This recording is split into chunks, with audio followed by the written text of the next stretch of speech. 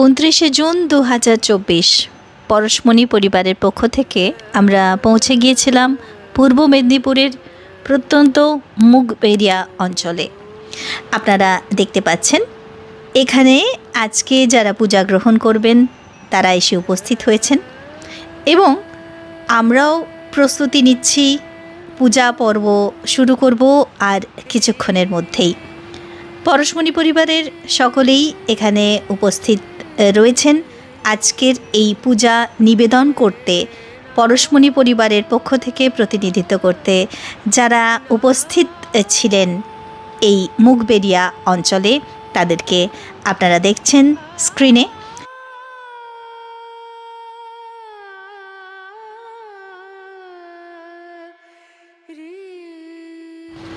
আমাদের আজকের পূজার্ঘ্যগুলি গুছিয়ে নেবার পালা চলছে এবং আর কিছুক্ষণের মধ্যেই জীবন্ত বিগ্রহদের হস্তে অর্পিত হবে এই পূজার্ঘ্য।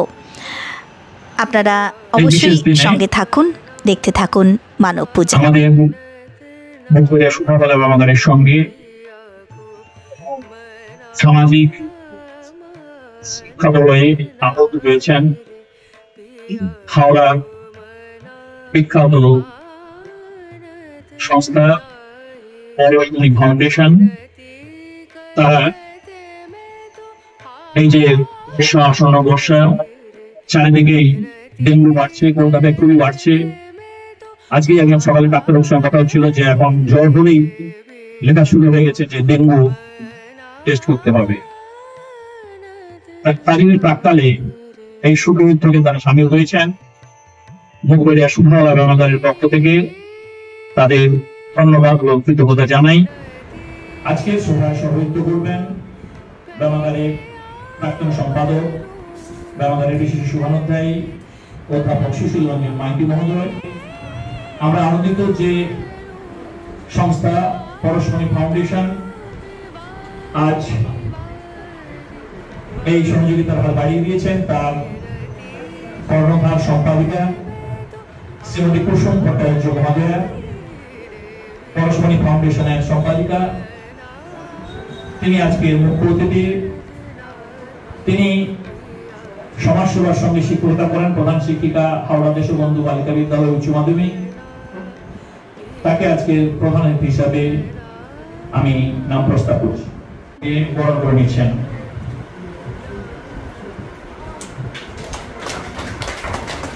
আজকে বিশিষ্ট অতিথি হিসেবে উপস্থিত আছেন মাননীয় চৈতন্য নন্দ মহোদয়। তাকে পুষ্পস্তবক দিয়ে আমরা বরণ করে নিচ্ছি। বরণ করে নিচ্ছেন স্বপন কুমার ত্রিপাঠী, আমাদের গ্রামাগারের অন্যতম সদস্য, কার্যনির্বাহী কমিটি।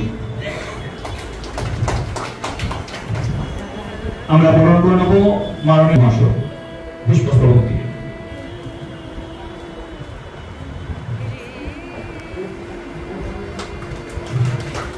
আমরা শ্রীমতী নন্দিনী মুখার্জি মহোদয়কে আমরা আজকের সভার সভাপতি, প্রধান অতিথি এবং নন্দিনী মুখার্জি মহোদয়কে অনুরোধ করবো। আমাদের গ্রামাগারের বাইরেই আছে বিবেকানন্দের মূর্তি, আপনারা গিয়ে একটু তার মর্মমূর্তির মালা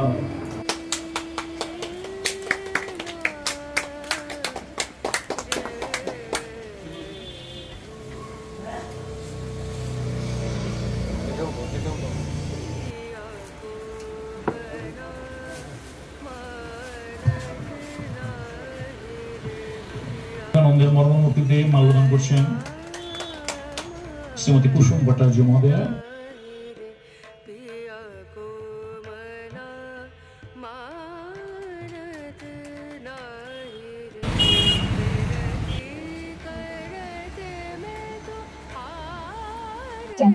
পরশমণি ফাউন্ডেশন থেকে যে কাজ করা হয় আপনারা শুনলেন চৈতন্যময় নন্দবাবুর কাছে, যার আহ্বানে আমাদের এখানে আসা। এর আগেও একবার আমরা এসেছিলাম, সেখানে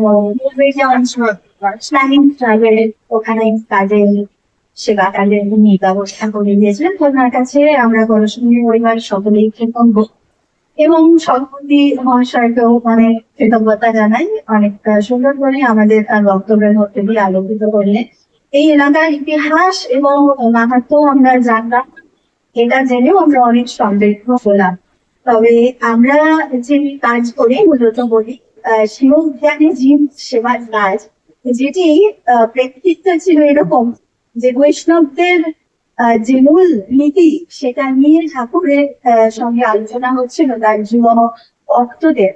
সেই সময় জীবের দয়া এবং যে বৈষ্ণব সেবা, বৈষ্ণব সমাজের মূল নীতি, সেটি শোনার পর কিছুক্ষণ সমাধিস্থ হয়ে তারপর চোখ খুলে বলেছিলেন, জীবে দয়া কি রে, তুই ক্ষুদ্র মানুষ, তোর কি ক্ষমতা জীবকে দয়া করবার? জীবে দয়া নয়, জীবে দয়া নয়, শিব জ্ঞানে জীব সেবা। এবং সেই দিকই সেই পথ থেকে বেরিয়ে স্বামীজি বাকি উপস্থিত সকলকে বলেছিলেন, আজ ঠাকুর যে কথাটি বললেন, কোনদিন যদি তিনি দিন দেন তাহলে দেখাবো যে কত বড় কথা তিনি বলেছেন। স্বামীজিকে তার আদরের নয়ন দিয়ে তিনি প্রাণ ভরে আশীর্বাদ করেছিলেন, সেই শক্তি দিয়েছিলেন সেই বাণীর সারমর্মকে দিকে দিকে প্রচার করতে। এবং আজ বিশ্বব্যাপী সেই শিবজ্ঞানের সেবার কাজ হয় রামকৃষ্ণ মঠ এবং মিশনের মধ্য দিয়ে। এবং আমরাও যারা ঠাকুর মা স্বামীজির আদর্শে বিশ্বাসী, তারাও আমাদের পুত্র সামর্থ্য অনুযায়ী এই চেষ্টা করি। এবং শুধু সেবা নয়, স্বামীজির আরেকটি কথাকে আমরা মনে প্রাণে বিশ্বাস করি, সেটি হচ্ছে এই যে সেবা করলে এই কাজের ভাবটিকে ঠিক মতো বোঝানো যায় না। সেবা নয়, পূজা। পূজা বললেই এই ভাবটিকে সঠিক অর্থে বোঝানো যায়। তাই আপনারা যারা আজকে আমাদের এই পূজা গ্রহণ করতে এসেছেন, তাদেরকে আমাদের সকলের সাষ্টাঙ্গ প্রণতি জানাই।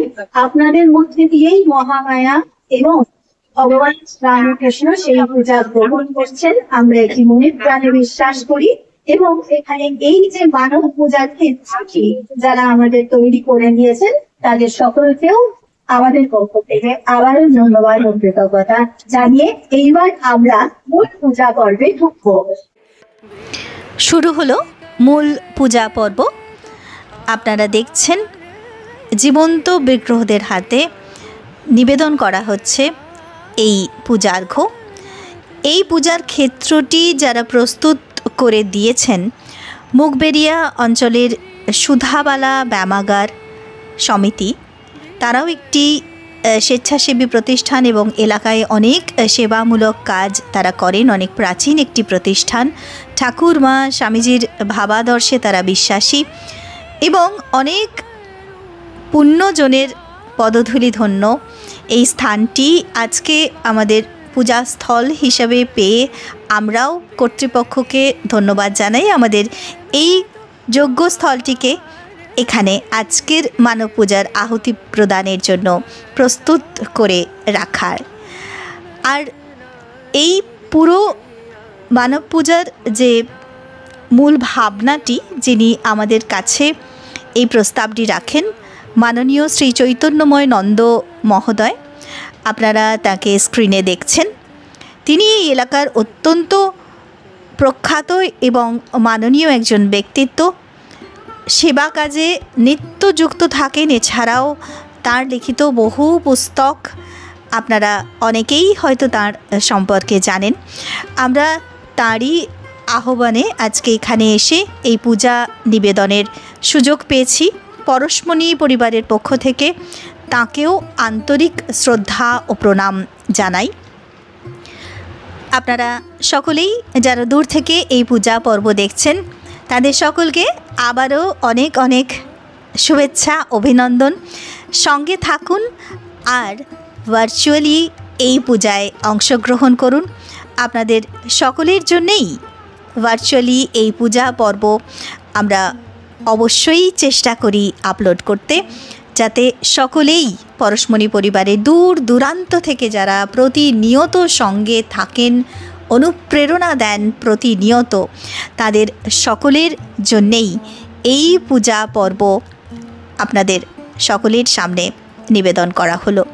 আপনারা দেখতে থাকুন এই মানব পূজা এবং প্রতিনিয়ত এইভাবেই পরশমণির সঙ্গে থেকে পরশমণিকে সমৃদ্ধ করুন, উৎসাহিত করুন এই প্রার্থনা জানাই।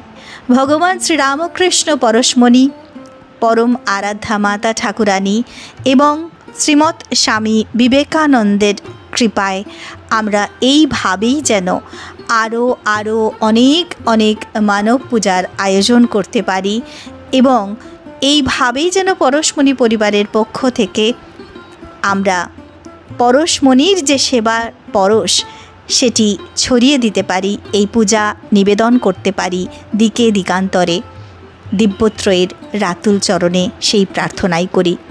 তাদের কাছে আরও প্রার্থনা, সকলে খুব ভালো থাকুন, সুস্থ থাকুন, আনন্দে থাকুন। জয় মা, জয় মা, জয় মা।